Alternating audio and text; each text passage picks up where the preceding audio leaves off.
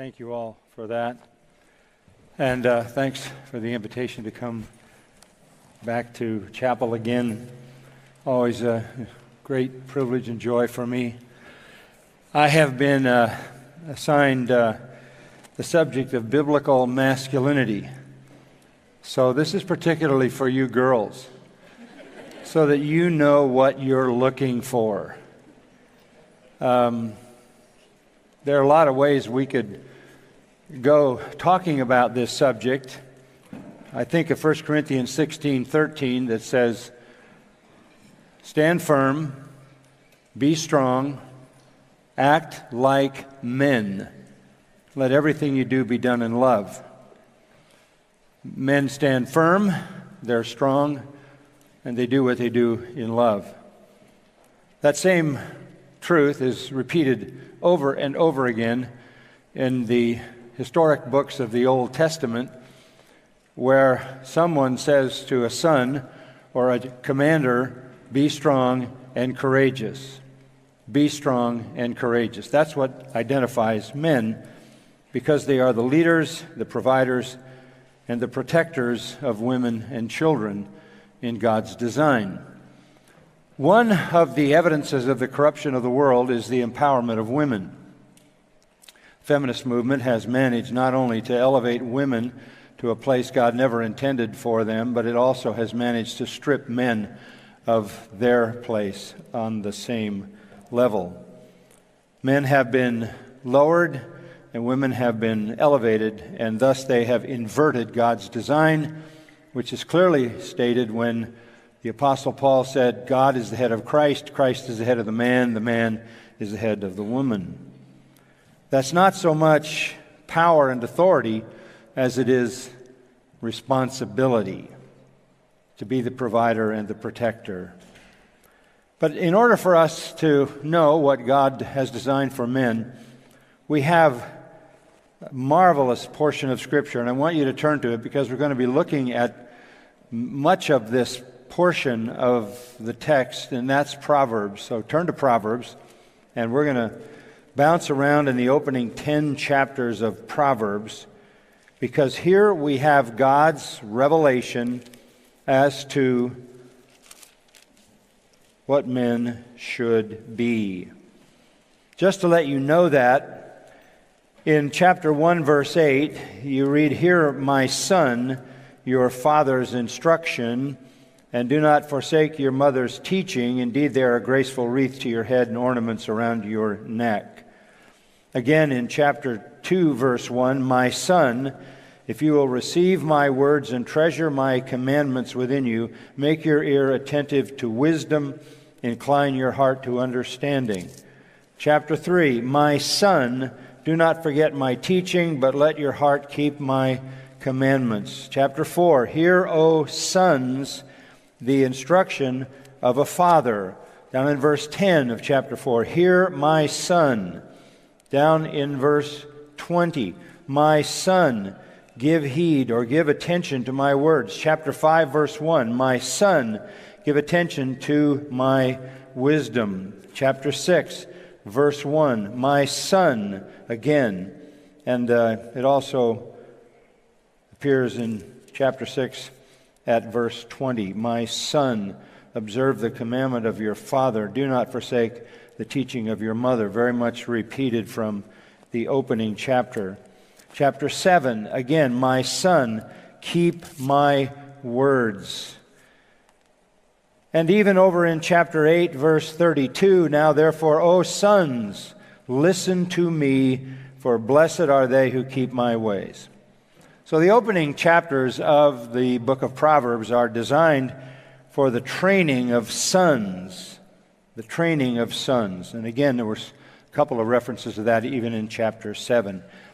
As the men go, so goes the nation. And our nation obviously is in profound trouble because women have usurped what is intended by God as the position and role of men. Even outside the church, this leads to a functional society when men are in charge as the providers and the protectors. That's God's design.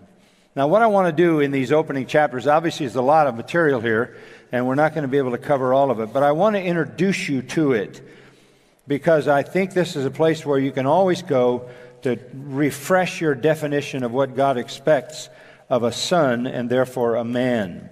But let me add one other component to this, and that is the component of wisdom. In these opening chapters, as throughout the book of Proverbs, you have wisdom contrasted with foolishness. That is to say, what God requires of us is wisdom, and what we have to avoid is foolishness. So look at chapter 2. Just as an introduction, let me read down to maybe verse 12. My son, if you will receive my words and treasure my commandments within you, make your ear attentive to wisdom. This is repeated again and again and again. This is wisdom. Incline your heart to understanding. If you cry for discernment, lift your voice for understanding. If you seek her as silver and search for her as for hidden treasures, then you will discern the fear of the Lord and discover the knowledge of God. For the Lord gives wisdom. From his mouth come knowledge and understanding. He stores up sound wisdom for the upright. He's a shield to those who walk in integrity, guarding the paths of justice, and he preserves the way of his godly ones. Then you will discern righteousness and justice and equity in every good course. For wisdom will enter your heart, and knowledge will be pleasant to your soul. Discretion will guard you. Understanding will watch over you to deliver you from the way of evil, from the man who speaks perverse things. It's all about wisdom. Look over to the 8th chapter for just a moment. Does not wisdom call, and understanding lift up her voice? On top of the heights, beside the way where the paths meet, she takes her stand.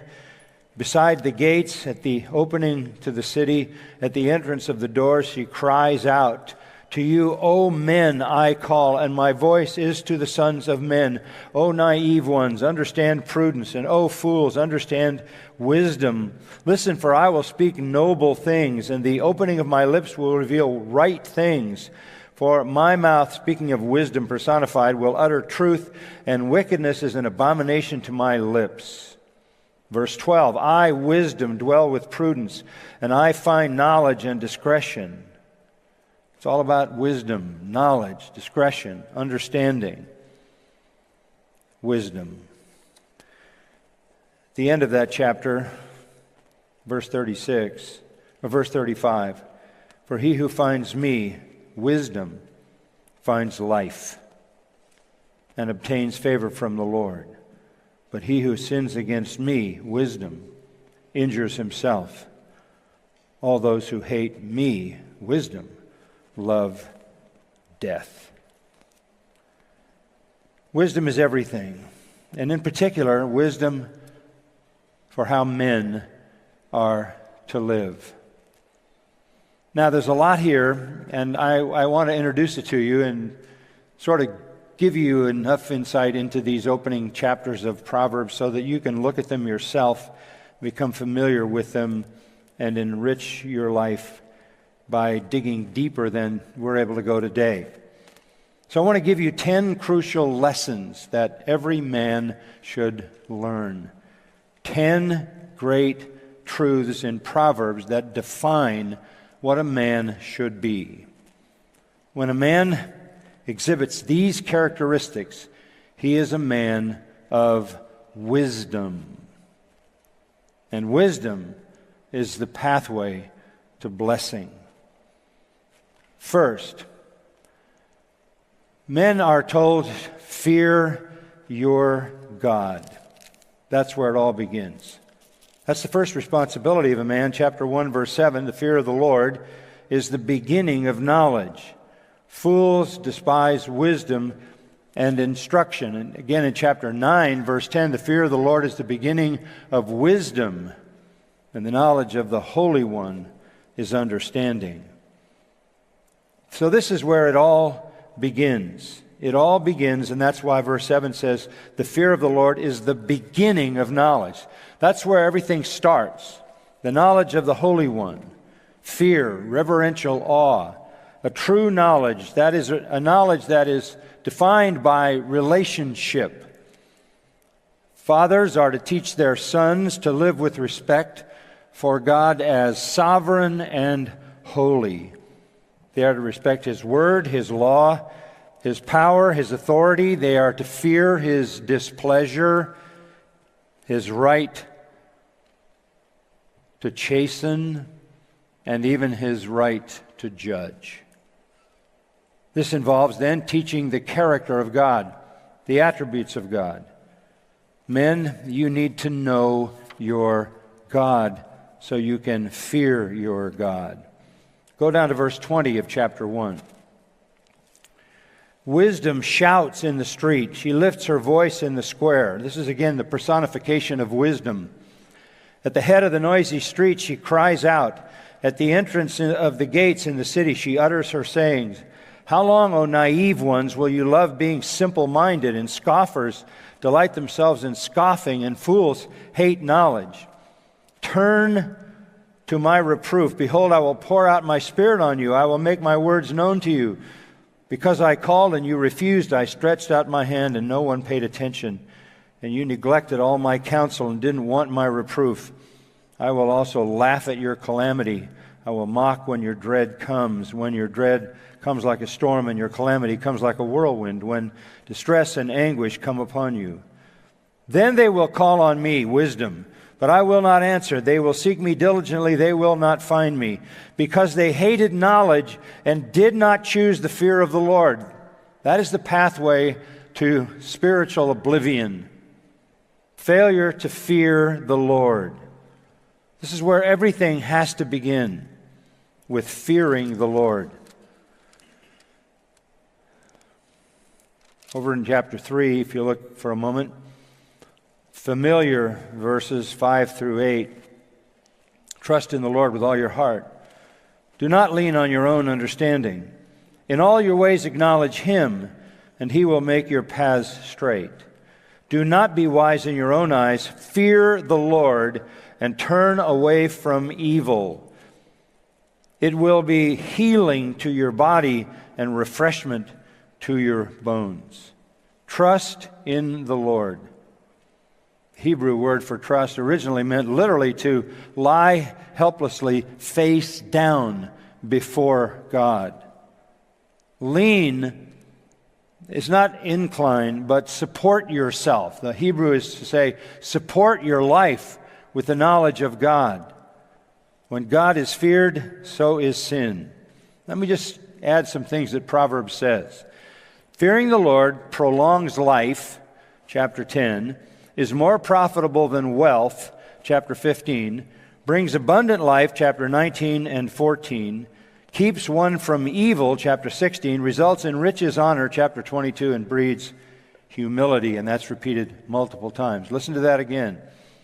Proverbs says, fearing the Lord prolongs life, is more profitable than wealth, brings abundant life, keeps one from evil, results in riches, honor, and produces humility.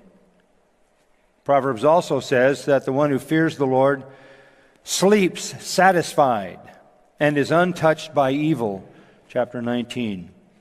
The one who fears the Lord has confidence, chapter 14. The one who fears the Lord will be praised, chapter 31. The one who fears the Lord, back in chapter 1, verse 29, will have his prayers answered. Everything begins with fearing the Lord. That means having a reverential awe for Him. Essentially, worship. Worship.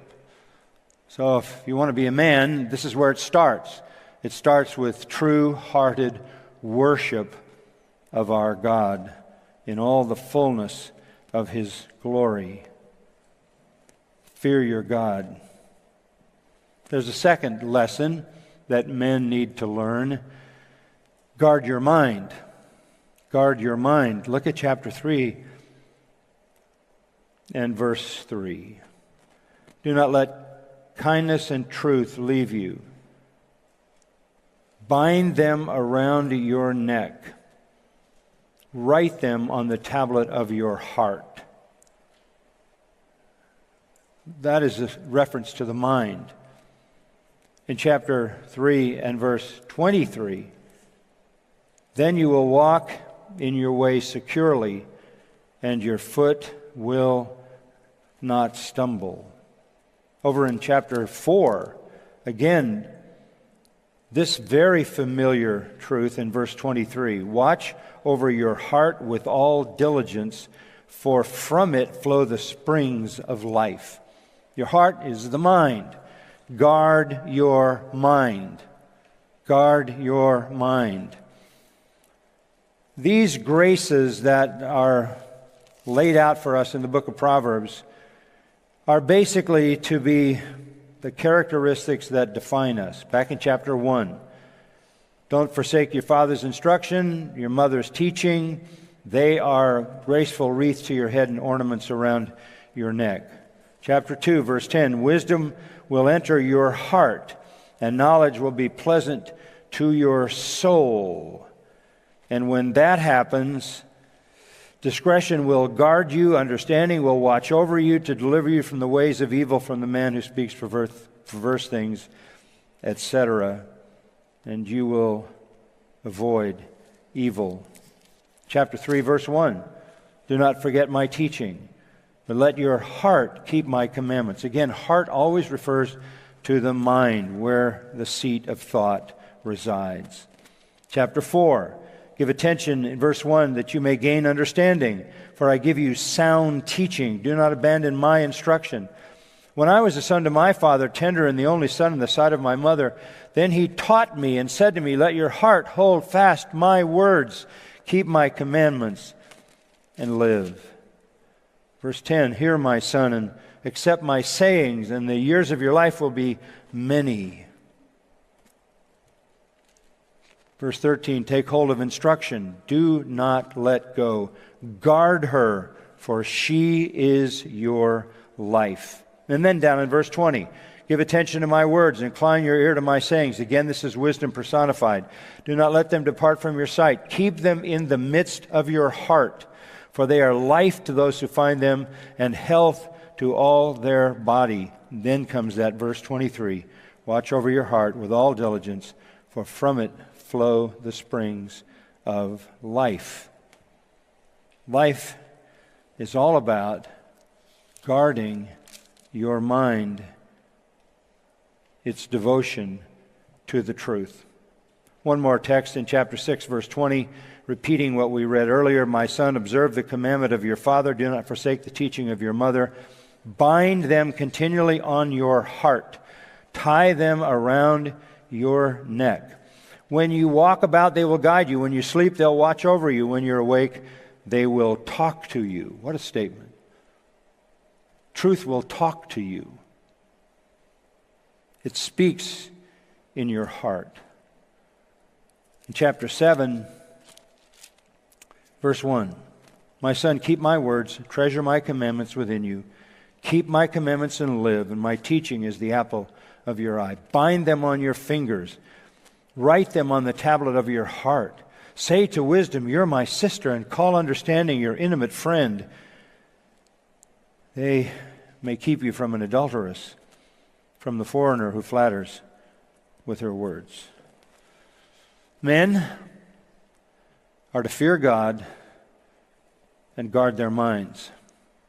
Their minds are to be occupied with true spiritual wisdom that comes from the Scripture. Let me inject another characteristic that God requires of men. Fear your God, guard your mind. Thirdly, obey your parents. Obey your parents. That may seem like something that's supposed to be said to somebody who's a child in the home, but it isn't. Obey your parents in this sense. Chapter 1, verse 8.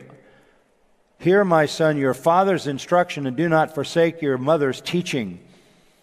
Honor your parents, obey your parents in the sense that you follow through on what they taught you. That's why it keeps saying, my son, my son, my son, listen to what your parents told you. This is reinforcing the first commandment with a promise. That is, if you obey your parents, your life will be long on the earth.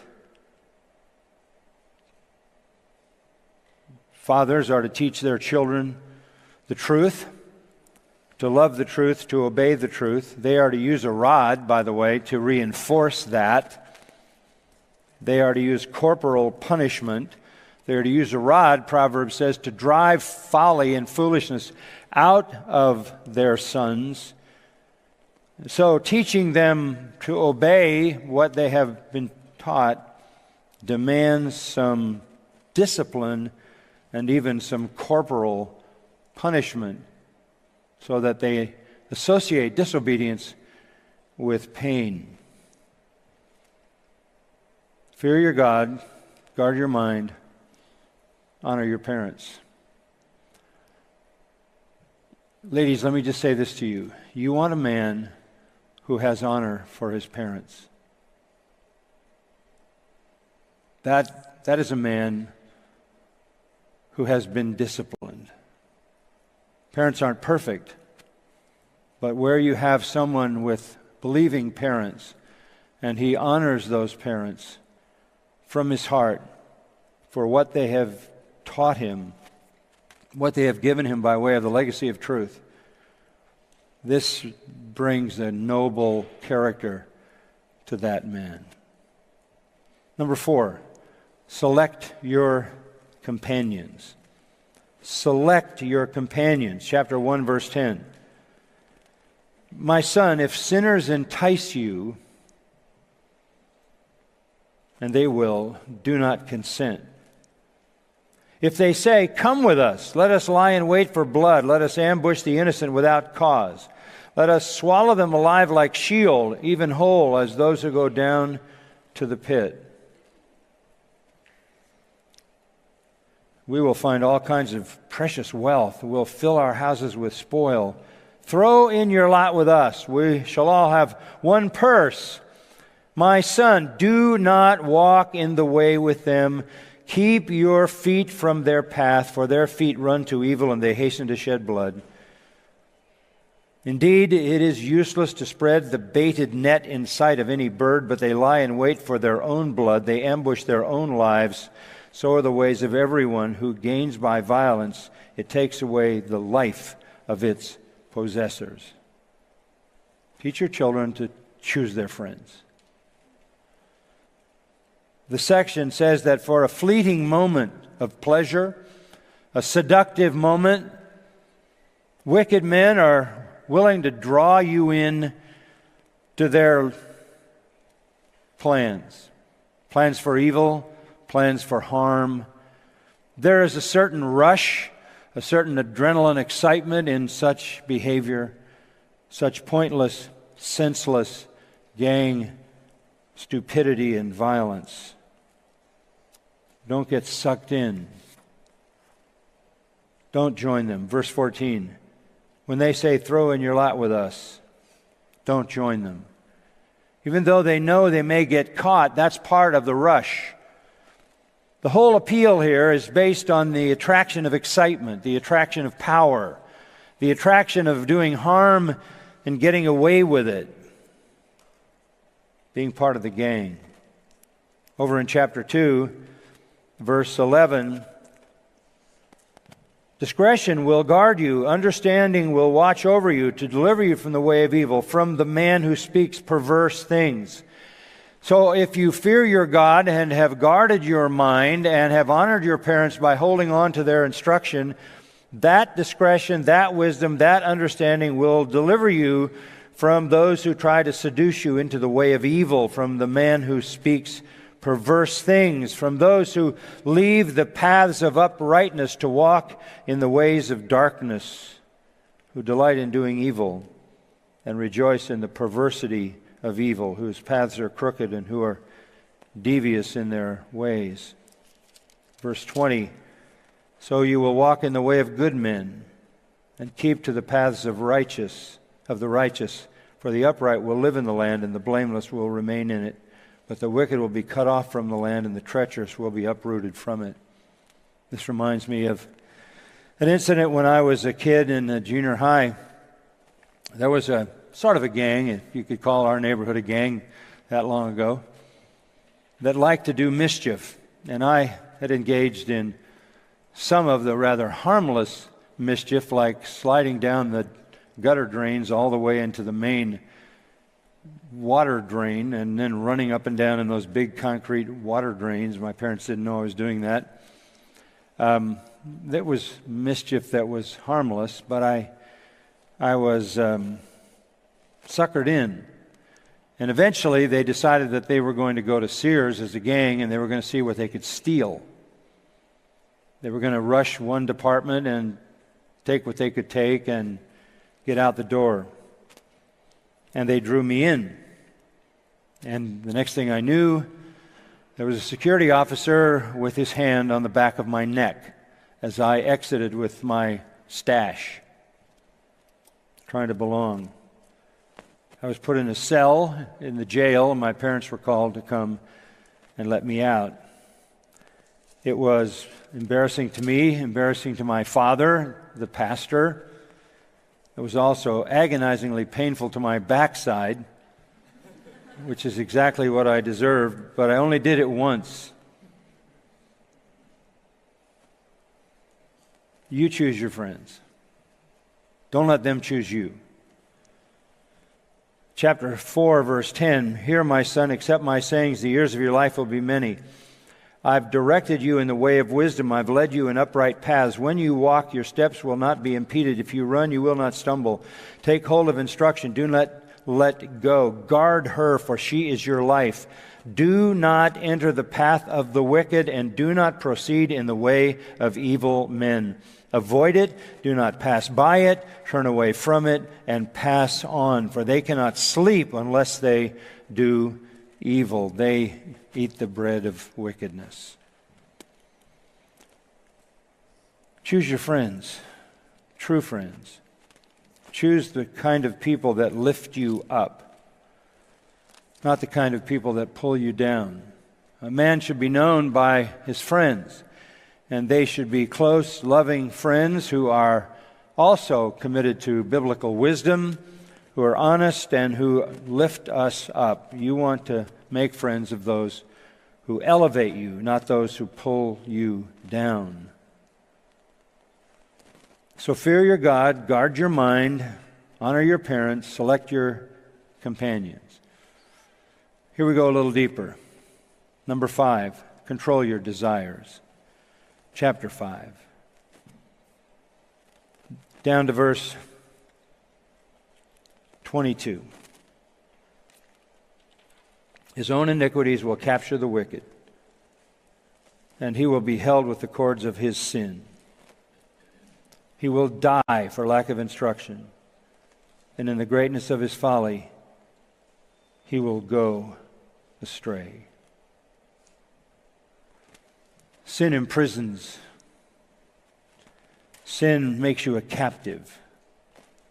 Sin puts you in chains. There's some illustrations of that here in Proverbs. Back to chapter 2. And just pick it up at verse 16. "To deliver you from the strange woman, from the adulteress who flatters with her words, that leaves the companion of her youth, and forgets the covenant of her God, for her house sinks down to death, and her tracks lead to the dead. None who go to her return again, nor do they reach the paths of life. So you will walk in the way of good men, and keep to the paths of the righteous. For the upright will live in the land, and the blameless will remain in it. But the wicked will be cut off from the land, and the treacherous will be uprooted from it." Stay away from the strange woman, the foreign woman, away from home, no accountability, out of town, no one knows. Teach your sons sexual purity. Now go over to chapter 5 again and look how it starts. "My son, give attention to my wisdom, incline your ear to my understanding, that you may observe discretion, your lips may reserve knowledge. For the lips of an adulteress drip honey, and smoother than oil is her speech." Seduction. "But in the end she is bitter as wormwood, sharp as a two-edged sword. Her feet go down to death, her steps take hold of Sheol.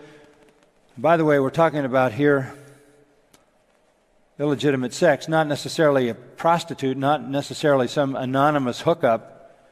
We're talking about engaging in any kind of sexual sin, sexual relationship outside of marriage is a pathway to death. She doesn't ponder the path of life. Her ways are unstable. She doesn't know it. Now then, my sons, listen to me and do not depart from the words of my mouth. Keep your way far from her. Do not go near the door of her house, or you will give your vigor to others and your years to the cruel one, and strangers will be filled with your strength, and your hard-earned goods will go to the house of an alien. You have sex with some person, you don't know all of the implications of that. You don't know but what it might destroy your life in a multiple of ways. Physically, it's possible, a venereal disease. Financially, it's possible, a child is conceived. Your hard-earned goods go to the house of an alien, and you groan at your final end when your flesh and your body are consumed. And you say, how I have hated instruction, and my heart spurned reproof. I have not listened to the voice of my teachers, nor inclined my ear to my instructors. I was almost in utter ruin in the midst of the assembly and congregation. There I was with the people of God, knowing the truth and not listening. And I engaged in what could be totally destructive. Chapter 6, verse 20. And we've looked at this. Drop down to verse 24. Commandments, teaching, reproofs, discipline are to keep you from the evil woman, from the smooth tongue of the adulteress. Do not desire her beauty in your heart. Do not let her capture you with her eyelids. For on account of a harlot, in this case, one is reduced to a loaf of bread, and an adulteress hunts for the precious life. The word adulteress here means alien. This is getting caught outside your protected space. This is when you're out of town. This is when you're far away from accountability. Can a man take, verse 27, fire in his bosom and his clothes not be burned? Can a man walk on hot coals and his feet not be scorched? So is the one who goes into his neighbor's wife. Whoever touches her will not go unpunished. Verse 32, the one who commits adultery with a woman is lacking sense. He who would destroy himself does it. Wounds and disgrace he will find, and his reproach will not be blotted out. Did you hear that? His reproach will not be blotted out. If you want to lead in the church and be above reproach, you can't have that in your background. And God will not spare in the day of vengeance, nor will he accept any ransom, nor will he be satisfied though you give many gifts. That would be referring to, first of all, her husband, but certainly would be God's attitude as well. And then chapter 7 is a long statement on the same thing. All the way through this chapter, you have a picture of someone who is a fool because he is seduced. If you just look down at verse 6, you see the drama unfold. At the window of my house, I looked out through my lattice. I saw among the naive and discerned among the youths a young man lacking sense, passing through the street near her corner, and he takes the way to her house. This is the seductress. In the twilight, in the evening, in the middle of the night, and in the darkness, and behold, a woman comes to meet him, dressed as a harlot and cunning of heart. She's boisterous and rebellious. Her feet do not remain at home. She's now in the streets, now in the squares, lurks by every corner, seizes him, kisses him with a brazen face. She says to him, I was due to offer peace offerings today. I paid my vows. Therefore, I have come out to meet you, to seek your presence earnestly, and I have found you. This is a woman on the hunt, and all the tactics are laid out. I've spread my couch, verse 16, with coverings, colored linens of Egypt, sprinkled my bed with myrrh, aloes, and cinnamon. Let us drink our fill of love until morning. Let us delight ourselves. Verse 19, for my husband is not home. My son, guard your desires. Don't put yourself in a place where you're out of control. It's disastrous. Go to verse 22. Suddenly he follows her as an ox goes to the slaughter, or as one in fetters to the discipline of a fool, until an arrow pierces through his liver and as a bird hastens to the snare. So he doesn't know that it will cost him his life. That's the kill. So therefore, in verse 24, my sons, listen to me and pay attention to the words of my mouth. Do not let your heart run aside to her ways. Do not stray into her paths. For many are the victims she has cast down, and numerous are all her slain. Her house is the way to Sheol, descending to the chambers of death. And he is not done. Chapter 9, verse 13, the woman of folly is boisterous, naive, knows nothing, sits at the doorway of her house on a seat by the high places of the city, calling to those who pass by, making their paths straight. Whoever is naive, let him turn in here. And to him who lacks understanding, she says, stolen water is sweet, and bread eaten in secret is pleasant. But he doesn't know that the dead are there, that her guests are in the depths of Sheol. What does God require of a man? That he subdue his evil desires. Number 6.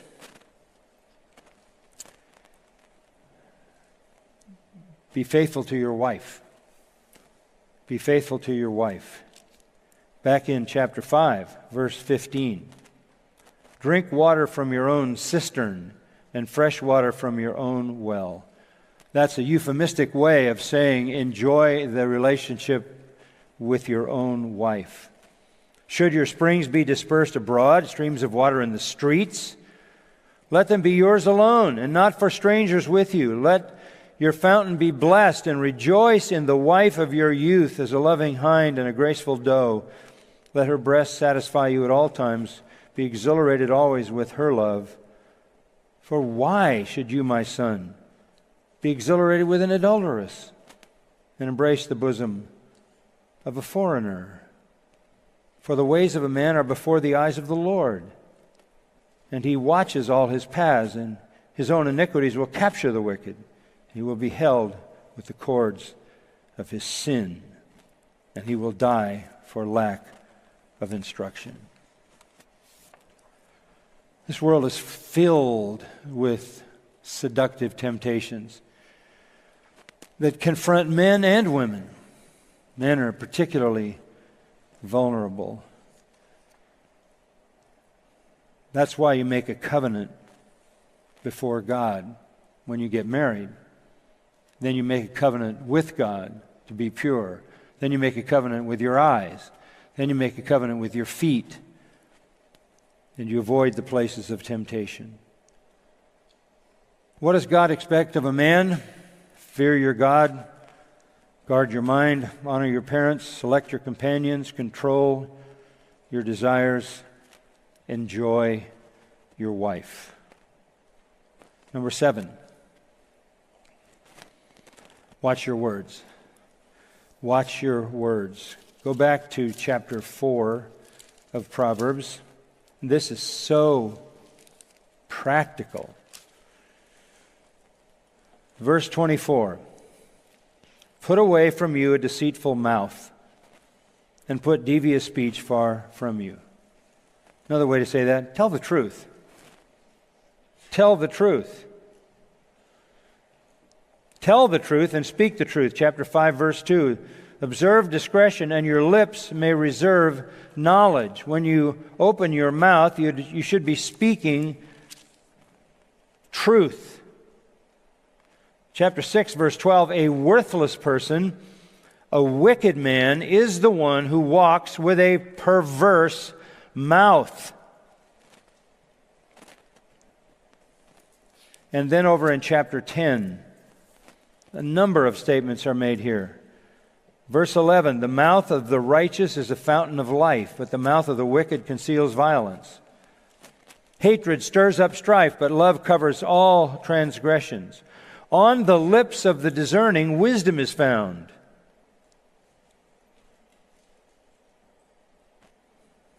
On the lips of the discerning, wisdom is found. Verse 18, he who conceals hatred has lying lips. That's flattery. Verse 19, when there are many words, transgression is unavoidable, but he who restrains his lips is wise. Verse 20, the tongue of the righteous is as choice silver. Verse 21, the lips of the righteous feed many. Verse 31, the mouth of the righteous flows with wisdom, but the perverted tongue will be cut out. The lips of the righteous bring forth what is acceptable, but the mouth of the wicked, what is perverted. All through Proverbs, over and over and over again, the mouth is addressed. The lips of the righteous speak wisely. The lips of the righteous bring eternal life. The lips of the righteous are a fountain of life, as we read. Chapter 15, the lips of the righteous are a tree of life. As we read chapter 10, verse 20, the lips of the righteous are like choice silver. They are satisfying, chapter 12. They feed others. Chapter 10, they bring healing and deliverance. Again, chapter 12. The lips of the righteous speak patiently, kindly, wisely, truthfully, honestly, purely, softly, gently. They speak the things of God. On the other hand, the mouth of fools pour out crooked speech, folly, violence, hatred, malice, too many words, strife, ruin, slander, belittlement, gossip, disguise, lying, scorching fire, mischief, and perversity. Watch your words. Number 8, in the practical design for sons, for men, pursue your work. Pursue your work. Work is a blessing. Yes, it came as a curse, but it is a curse that is essentially a blessing because it allows you to exercise productivity in a fallen world. Back in chapter 6, the Proverbs address laziness, as you know. So here's industry illustrated by ants. Go to the ant, O sluggard, chapter 6, verse 6. Observe her ways and be wise, which having no chief officer or ruler. So there's nobody ruling over the ants. And that is to say, without some big ant cracking the whip, they work. They prepare food in the summer and gather provision in the harvest. How long will you lie down, O sluggard? When will you arise from your sleep? A little slumber, a little folding of the hands to rest. Your poverty will come in like a vagabond, and your need like an armed man. Laziness.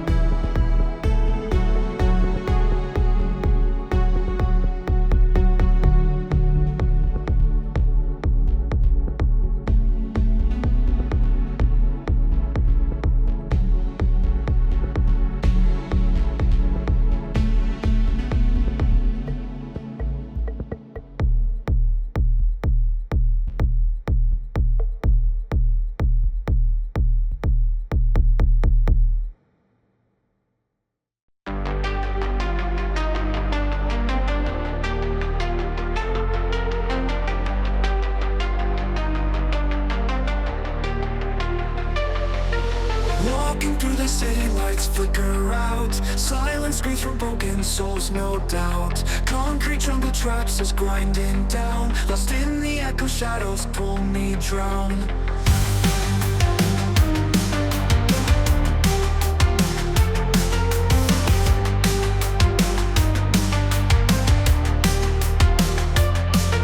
Streetlights buzzing, whispers in the dark.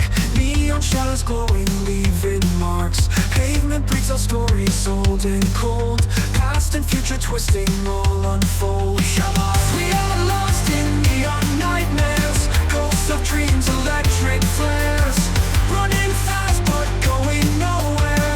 In the maze we live in despair.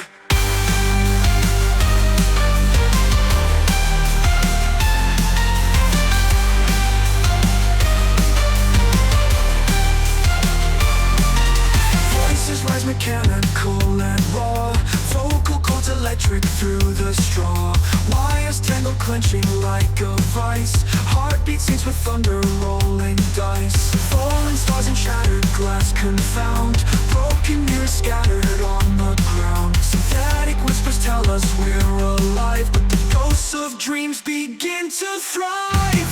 Hearts electric, pulses racing. We're lost in time, nowhere we'll ever learn. Haunting melodies, they fade away, but the memories are here to stay.